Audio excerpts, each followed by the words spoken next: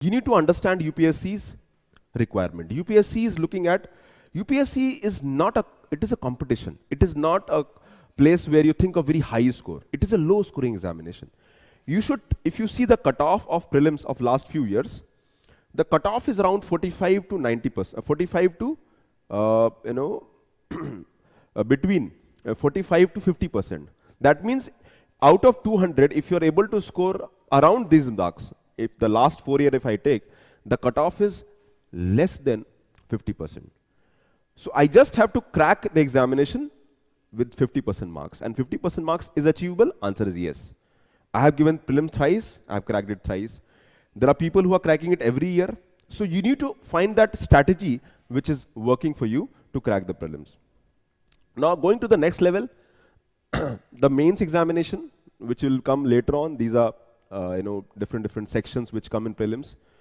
If you look at the prelim syllabus, prelims is about 4-5 subjects: economy, polity, history, geography, science and tech, environment, and current issues.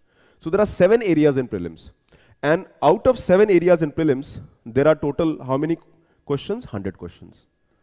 And I have to make sure that I get 50 net questions correct. My target is 50 net questions. That means including negative marking, I should be able to score 50 net questions.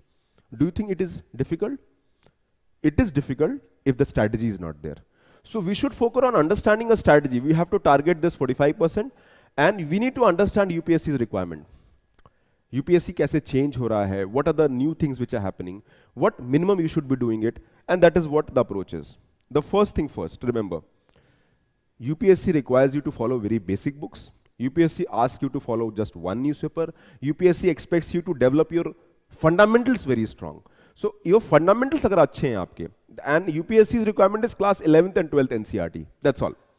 So I have to focus on understanding that level. And if you look at the UPSC's questions, now these are the sections you can see. What subjects come in prelims? History, polity, economics, geography, environment, current affairs, science and tech. So there are total 7 areas as you see, and you can see the trend of the number of questions. You can see the trend. As you see the number of trend, the questions that are there in the trend, one thing that you find that every section has a certain average. So I will understand the importance of history. For example, history is around 18 to 20 questions every year. Polity is 12 to 15 questions every year. Economy is 15 to 18 questions every year. Geography environment is around 30 to 35 questions every year. Science and tech around 10 to 12 questions every year. And remaining comes from current affair.